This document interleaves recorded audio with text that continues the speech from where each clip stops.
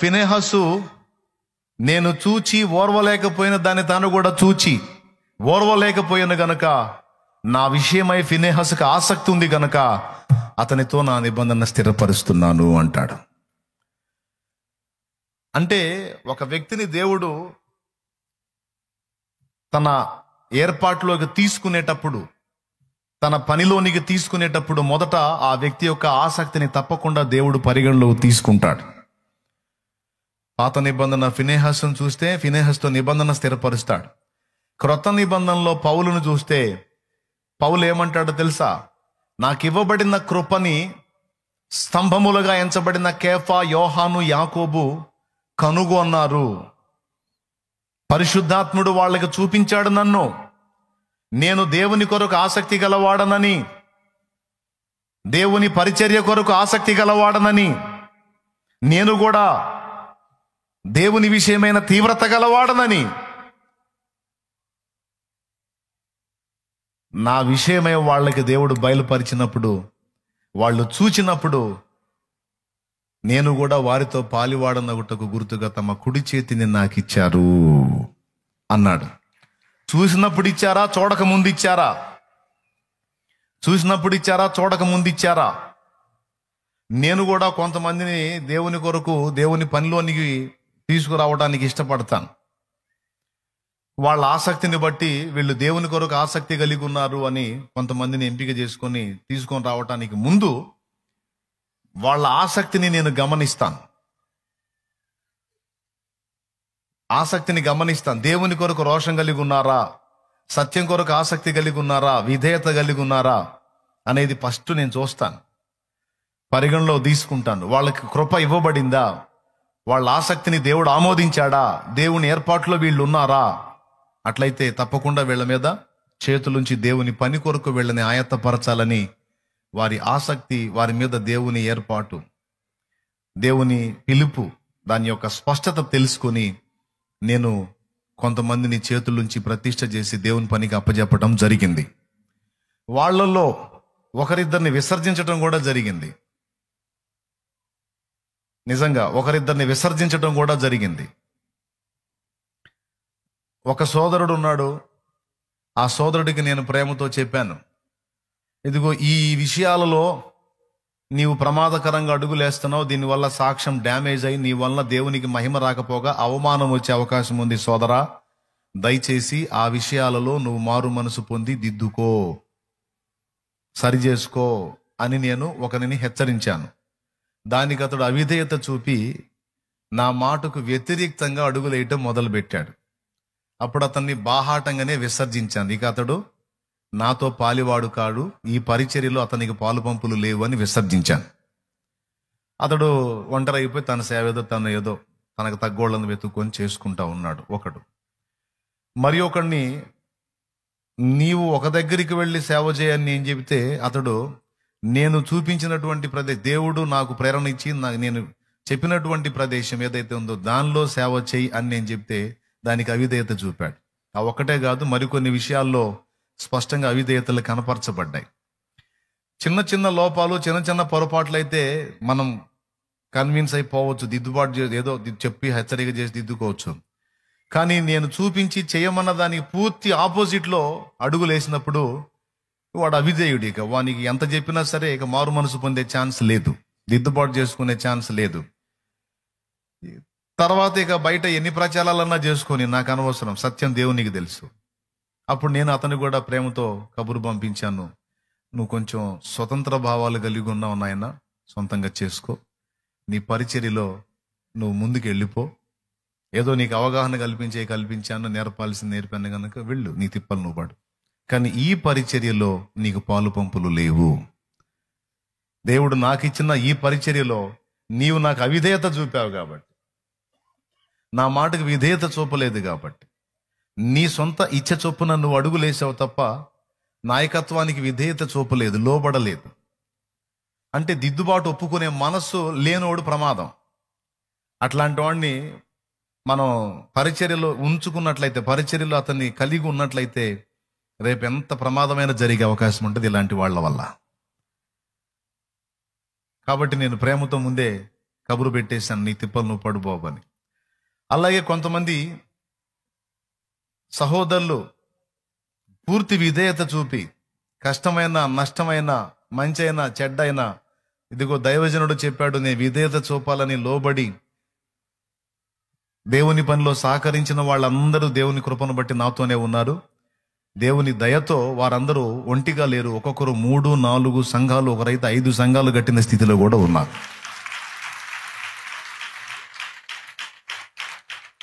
Main వినయం అనేది ఒకటి ఉండాలి. వినయం అనేది ఒకటి ఉండాలి. దిద్దుబాటు నొప్పుకునే మనస్సు అనేది ఒకటి ఉండాలి. కొంతమంది బుద్ధి ఎలా ఉంటుందంటే నా చేతిని దేవుని చేతిని మెలిదిప్పాలని చూస్తారు. వాళ్ళ చిత్తానుసారంగా, వాళ్ళ ఆలోచనలను అనుసరించి వాళ్ళ చిత్తానుసారంగా దేవుడు తిరగాలి, నేను కూడా తిరగాలని చేతుల్ని మెలిదిప్పటానికి ట్రై చేస్తారు. అలాంటి వాళ్ళు ప్రమాదకారులు కదా. అలాంటి వాళ్ళని విసర్జిస్తాను. నాకు ఇబ్బంది ఏం లేదు, వాళ్ళు దేవుని పని చేస్తూ ఉండొచ్చు. కానీ ఈ పరిచర్యలో వాళ్ళకి పాలు పంపులు ఉండవు. ఇక వాళ్ళకి హెచ్చరించే స్వరం దూరం అయిపోయింది, గద్దించే స్వరం దూరం అయిపోయింది. ఎందుకంటే అవిధేయులు కదా, వాళ్ళ అభివృద్ధి కూడా ఆగిపోయింది. వర్ధిల్లటం అనేది ఉండదు పక్క. కాబట్టి ఇక్కడ ఫస్ట్ గమనించేది ఏంటంటే దేవుడు కానీ భక్తులు కానీ సదరు వ్యక్తి యొక్క ఆసక్తిని ముందు గుర్తించి ఏర్పాటులోకి, ఆ పిలుపులోనికి తీసుకుంటారు. అలా ఏర్పాటులోనికి, పిలుపులోనికి తీసుకునే ముందు వాళ్ళని ముందు తెలుసుకోవటానికి ప్రయత్నిస్తారు. దీనికి మీకు 2వ నిరూపణ కూడా చూపిస్తా.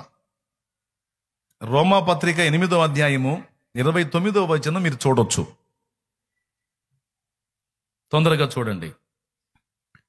ఎందుకనగా తన కుమారుడు అనేక సహోదరులలో జ్యేష్ఠుడగునట్లు దేవుడెవరిని ముందు ఎరిగెనో వారు తన కుమారునితో సారూప్యము గల వారొకటకు వారిని ముందుగా నిర్ణయించెను. దేవుడు ముందుగా ఎవరిని ఎరిగెనో, దేవుడు ఎవరిని నిర్ణయిస్తాడంటే ముందు ఎవరిని ఎరిగున్నాడో వాళ్ళని నిర్ణయిస్తాడు.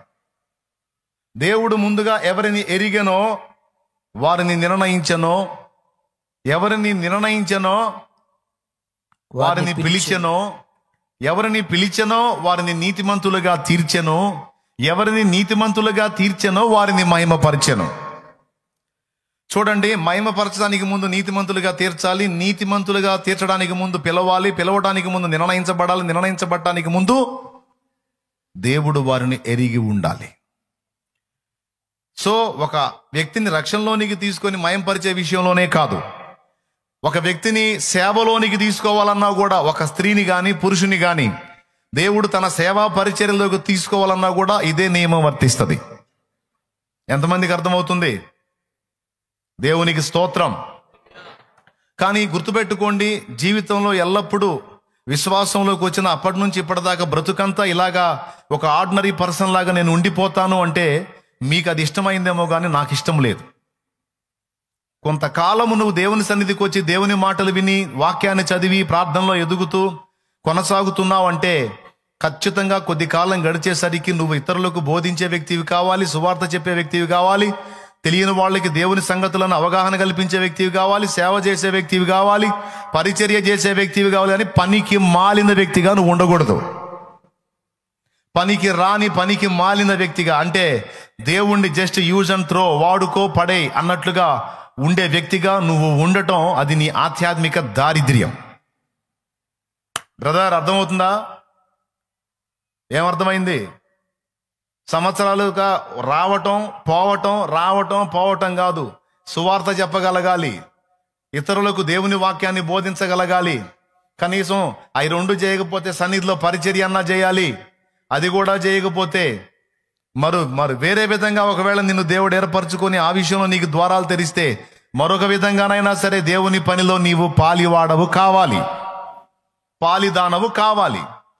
అంతేగాని సంవత్సరాలు గడిచిపోతున్నా ఏదో ఆర్డినరీగా సరదాగా వచ్చి సరదాగా వెళ్ళిపోయి నేను ఏదో జస్ట్ వస్తున్నానండి, ప్రార్థన చేసుకుంటున్నాను, దేవుణ్ణి బాగా చక్కగా వాడుకుంటున్నానండి, బాగా రిమి సబ్బును బాగా అరగరుద్దినట్టు రుద్దుతున్నానండి దేవుణ్ణి, నేను మాత్రం రుద్దబడట్లేదండి అనే దరిద్రపు బ్రతుకులో మాత్రం ఉండొద్దు. ప్లీజ్ ఏమనుకోవద్దు ఇలా అన్నానని. నీ అవసరాలకి, నీ సమస్యలకి, పరిష్కారానికి, రక్షణకి దేవుణ్ణి వాడుకున్నావు, సంతోషం, వాడుకో. దేవుడు నీకు తోడై ఉన్నాడు, సహాయం చేస్తాడు, ఇబ్బంది ఏం లేదు. కానీ దేవుని కొరకు వాడబడని నీ జీవితం, కొంతైనా దేవుని కొరకు ఫలించని నీ జీవితం, కొంతైనా దేవుని కొరకు ఖర్చుగాని నీ జీవితం అర్ధరహితమైనది, అర్థం లేనిది.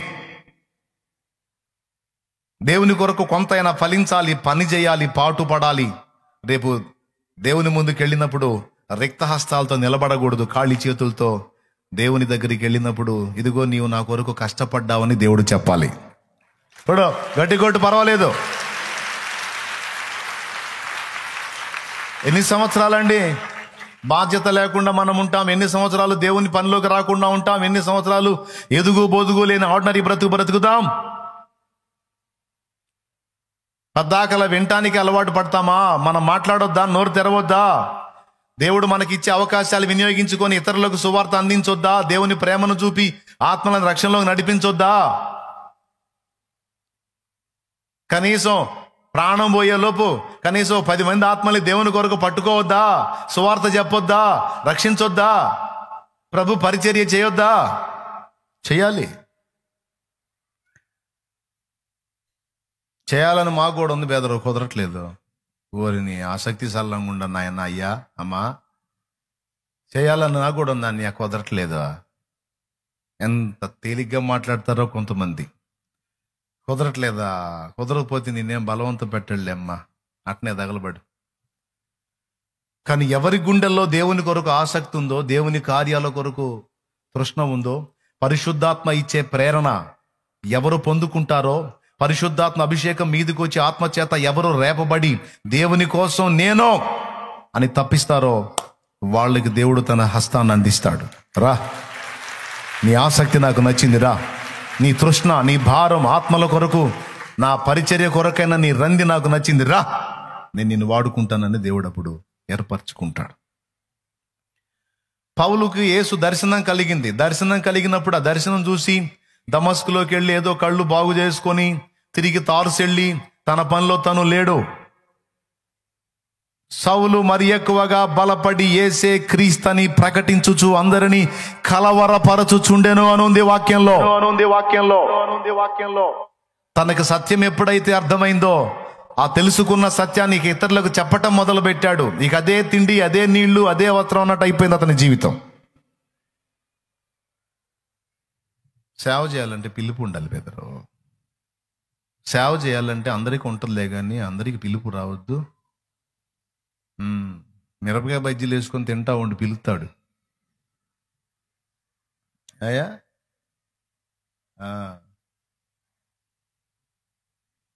చికెన్ ఫ్రై చేసుకొని తింటా ఉండి పిలుస్తాడు. లేకపోతే లోక సంబంధమైన వాటిలో ఆ చెత్తలో మునిగి తేలుతా ఉండి పిలుస్తాడు. దేవుడు సేవ చేద్దు కానీ రా అని. సేవ చేయాలంటే పిలుపు ఉండాలి బ్రదర్. పిలుపు ఉండాలంటే నేను చెబుతున్నాను, దేవుడు నేను పిలవాలంటే నీ గుండెల్లో ముందు ఆశ ఉండాలి. అక్క, అన్న, దేవుడు పిలవకుండా సేవకు రాకూడదు అన్నది నిజమే. అయితే దేవుడు ఎవరిని పిలుస్తాడు అన్న ప్రశ్నకి జవాబు ఉండాలిగా. దేవుడు ఎవరిని పిలుస్తాడు? ఎవరిని ముందుగా ఎరిగానో, ఎవరి హృదయంలో ఆసక్తిని ఎరిగానో, ఎవరి హృదయంలో ఆత్మల కొరకు భారాన్ని ఎరిగానో వారిని పిలుస్తాడు దేవుడు. ఈరోజు ఇక్కడ ఉన్న వాళ్ళు కానీ లైవ్ ద్వారా వినేటువంటి ఆ వేలాది మంది ఎక్కడెక్కడ ఉన్నారో, జూమ్లో కనపడుతుంది కొద్ది మందే, కానీ లైవ్లో చాలా మంది ఉన్నారు. నేను చెప్తున్నా, నీ ప్రాంతంలో, నీ ఉన్న సమాజంలో, నీ ఉన్న జిల్లాలో, నీ ఉన్న గ్రామంలో, పట్టణంలో, ప్రాంతంలో నీవు దేవుని సేవకి సిద్ధపడాలి. నువ్వు దేవుని సేవ మొదలు పెట్టాలి. నువ్వు దేవుని పరిచర్య మొదలు పెట్టాలి. కొంతమంది అంటారు, మా ప్రాంతంలో ఎవరు లేరన్నయ్య మా దగ్గర చెప్పేవాళ్ళంటే. నేను అడుగుతున్నాను, నీకు ఆసక్తి లేదా? నీకు భారం లేదా? చెప్పేవాళ్ళు ఎవరు లేకపోతే నీకేమైంది? నువ్వెందుకు నిలబడకూడదు క్రీస్తు సాక్షిగా? నీలో ఆసక్తి ఉంటే నా తండ్రి నిన్ను అభిషేకించడా? నీలో ఆసక్తి ఉండి నువ్వు ఆత్మలను సమకూర్చి 4 ఆత్మలను ఆయత్తపరిచి వాళ్ళకి దేవుని గురించి బోధించి 4 ఆత్మల్ని నువ్వు కడితే దేవుడు నిన్ను ఇంకా శక్తితో నింపి వాడుకోడా? నువ్వు దిగాలి కదా పనిలోకి. నేను చెప్తున్నా, ఇక్కడ నుంచి తయారై వెళ్లే వాళ్లే కాదు, ఈ లైవ్ ద్వారా దాదాపు 4 ఏళ్లుగా, ఇది 4వ సంవత్సరం, ఈ లైవ్ ద్వారా 4 సంవత్సరాలుగా అనేక సంగతులు వింటున్న సోదరుడా, సోదరి, మా దగ్గరికి ఒక పాస్టర్ని పంపు అంటాం కాదు. మా దగ్గరికి ఓ సేవకుణ్ణి పంపు అంటాం కాదు. అన్నయ్య ఇదిగో నీవు ఇచ్చినటువంటి ఉపదేశాలు గైకోనని పరిశుద్ధాత్ముడు నీ ద్వారా మాట్లాడిన సంగతుల చేత నేను రేపబడ్డాను, దేవుని పిలుపందుకున్నాను, ఇదిగో నేను సేవ మొదలు పెట్టాను, ఇదిగో నేనున్న ప్రాంతంలో పరిచర్య చేస్తున్నాను, ఒక 20 ఆత్మ రక్షణలోకి వచ్చినాయి అన్నయ్య అని నువ్వు చూపించు.